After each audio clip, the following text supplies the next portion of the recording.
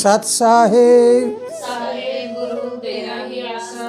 प्यारे ज्ञानी पुरुषों, पिछली क्लासों में आपने सुना भक्ति मार्ग में बाधक और साधक, बाधा डालने वाले भी होते हैं और उसका साथ देने वाले भी होते हैं।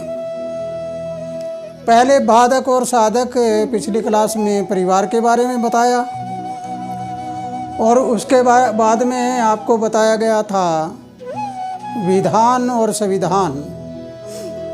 तो आज अगले चरण में जानिए कि इस भक्ति मार्ग में पूजा सफल होते हैं वो भी बाधक और साधक हैं। पूजा सफल का मतलब आपको समझना है क्या होता है ये पूजा सफल। कहीं मंदिर, कहीं मस्जिद, कहीं गुरुद्वारे, कहीं चर्च, कहीं मठ, कहीं डेरे, पता नहीं अनेक अनेक जगह होती है। तो आज हम इसके बारे में जानेंगे, मंदिरों के बारे में, क्योंकि गुरुद्वारा है एक जगह स्थिर है, मस्जिद एक जगह स्थिर है, चर्च भी स्थिर है, लेकिन हमारे मंदिर है 1 मंजिल, 2 मंजिल, 3 मंजिल, 4 मंजिल। मेरा मंदिर 100 फुट ऊंचा, एक मंदिर 150 फुट ऊंचा, कोई कहेगा मेरा 200 फुट ऊंचा। मंदिरों की ऊंचाइयाँ बढ़ती जा रही है, लेकिन कभी किसी ने ये सुना है कि वहाँ चर्च इतना ऊंचा है, वहाँ गुरुद्वारा इतना ऊंचा है, यानी सैकड़ों फुट ऊंचे का जिक्र है। ज़रा इसके बारे में हमें बहुत गौर से समझना है आज कि ऊंचे मंदिर बनाने की होड़ लगी हुई है आज। लेकिन मेरे प्यारे ज्ञानी पुरुषों, इस वीडियो के अंत तक मेरी हर बात को सुनना है और समझना है। सुनकर समझकर अगर तुमने पूरी तरह से अपने मन में, अपने दिमाग में बिठा लिया, तुम्हें सच्चाई का पता लगेगा कि हकीकत में हो क्या रहा है। हम पूजा में बाधक कैसे बने हुए हैं और साधक कैसे होते हैं। तो मंदिर बनाने की, ऊंचाइयों पे मंदिर बनाने की होड़ लगी हुई है, लेकिन जीवन को ऊंचा बनाने की होड़ कोई नहीं लगा रहा। कभी किसी को देखा है कि मैं अपने जीवन को ऊंचाइयों पे ले जाऊं, मैं किसी इंसान को जीवन को ऊपर उठा दूं? ये नहीं। उसके बाद में किसी के जीवन को गिराने की होड़ लगी हुई है। एक इंसान ऐसे आगे बढ़ रहा है तो मंदिर को तो ऊंचा बना रहे हैं और किसी के जीवन को हम नीचे गिराने की होड़ लगा रहे हैं। एक दूसरे पे आरोप जड़ना, एक दूसरे को नीचा दिखाना, किसी को गिराना, इसकी होड़ लगी हुई है कि मैं बड़ा बन जाऊं। लेकिन याद रखना, दूसरे को गिराकर कभी कोई ऊंचा नहीं उठ सकता, दूसरों को रुलाकर कभी कोई खुशी नहीं मना सकता, और दूसरों को हड़प करके, उनको अपमानित करके आप सम्मानित नहीं हो सकते। इसलिए मेरे प्यारे ज्ञानी पुरुषों, आपको समझना है और जानना है, किसी के जीवन को गिराने की तो हमने होड़ लगा रही है, लेकिन किसी के जीवन को गिराने के साथ साथ जरा सोचो, आप विकास की ओर बढ़ रहे हो या विनाश की ओर। विकास मंदिर बनाने से नहीं हो सकता, इतना ऊंचा मंदिर बनाने से विकास नहीं। परमात्मा के द्वारा बनाए गए इस मंदिर का विकास अगर करोगे तो उसका नाम विकास होता है। ये मंदिर जितना ऊंचा बनाओगे उतना कितने ही सालों बादों में एक दिन इसको खंडर हो जाना है। लेकिन अगर हम किसी के जीवन को ऊपर उठाएंगे तो फिर हमारा नाम कभी खंडित नहीं हो सकता, खंडर नहीं बन सकता। इसलिए आज जानना है हमें कि ऊंचे मंदिरों की होड़ है, इसको छोड़ें। मंदिर छोटा बना लें, उसमें भी देवता आ जाएगा, उसमें भी भगवान आ जाएगा। लेकिन भगवान के द्वारा, परमात्मा के द्वारा बनाया गया ये मंदिर, ये शरीर, इस मंदिर का प्रबंध करें, किसी के जीवन को ऊपर उठाएं। कैसे उठाएं? एक आदमी भूखा है, एक के पास कपड़े नहीं हैं, रहने के लिए मकान नहीं है, और वह मंदिरों के पास जाकर हाथ फैला रहा है, झोली फैला रहा है और कह रहा है कि बाबा 1 रुपया, बाबा भूखा हूँ, मुझे खाना खिलाओ। जाने वाले यात्रियों से किसी को माता, किसी को बहन, किसी को भाई कहता है। आप सोचिए, इस मंदिर में इतने बड़े हम पैसे लगाएं और इस मंदिर के पास परमात्मा वाले मंदिर रोते फिर रहे हैं, तो इस मंदिर की सजावट अच्छी होती है या परमात्मा वाले मंदिर को अगर सजा दे तो अच्छा होगा?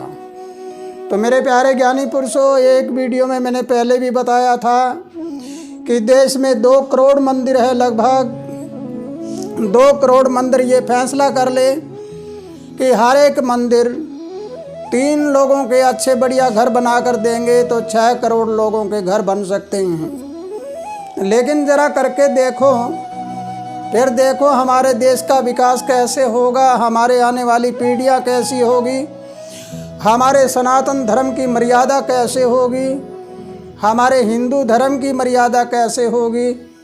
लेकिन इसको हम भूल चुके हैं, हम विनाश की ओर बढ़ रहे हैं। ऐ मानव, जरा होश में आओ, परमात्मा की पुकार है ये कि ऐ मानव जरा होश में आओ, परमात्मा के बनाए गए मंदिरों को ऊंचा बनाओ।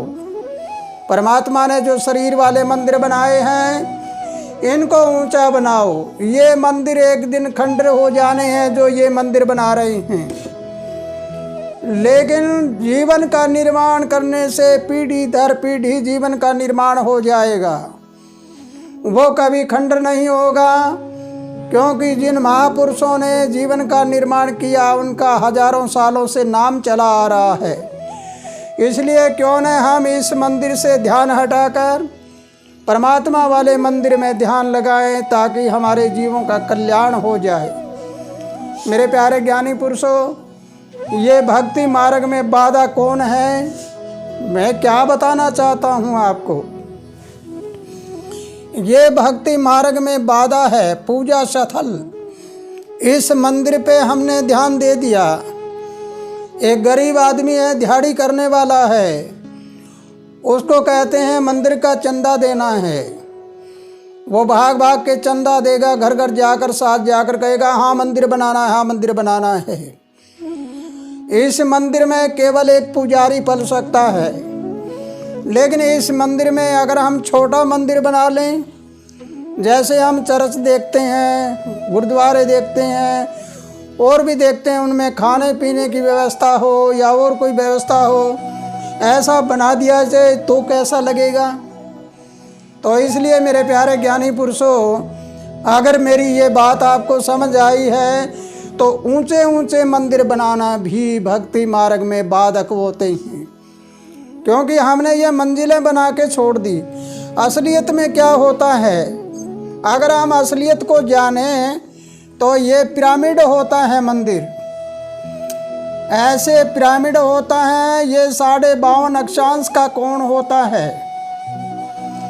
इस कोण पर ये दीवारें बनाई जाती है और इसको सही दिशा में, उत्तर दक्षिण पूर्व पश्चिम सही दिशा में इसकी ये दीवारें बनाई जाती है, यानी ऊपर ये बनाया जाता है।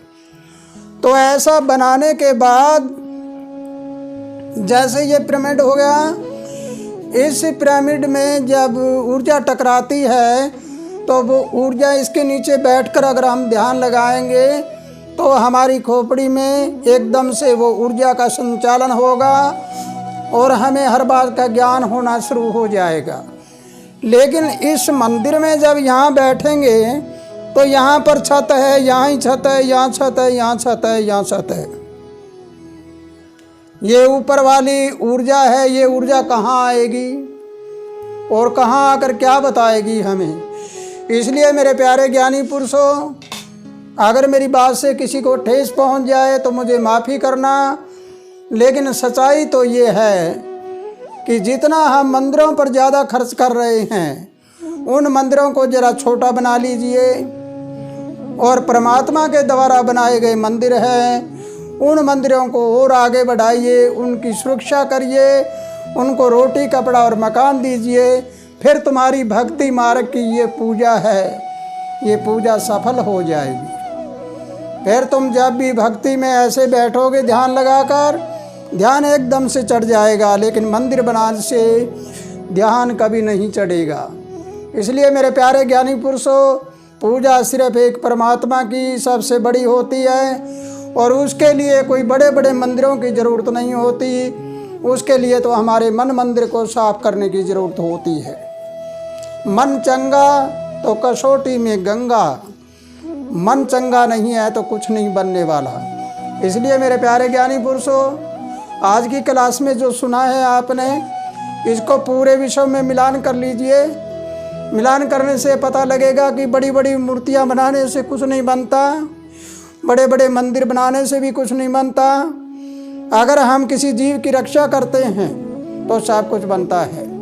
इसी के साथ मेरे प्यारे ज्ञानी पुरुषों, आओ हम सब मिलकर प्रार्थना करें कि पूरे विश्व में शांति हो जाए और सब जगह जीव खुशहाल अमन चैन से अपना जीवन बिताने वाले बन जाएं और दुनिया में कोई भूखा नंगा ना रहे, सब खुशहाल अमन चैन से जीवन जीने वाले बने। इसी के साथ खुशहाल रहो, आनंद करते रहो।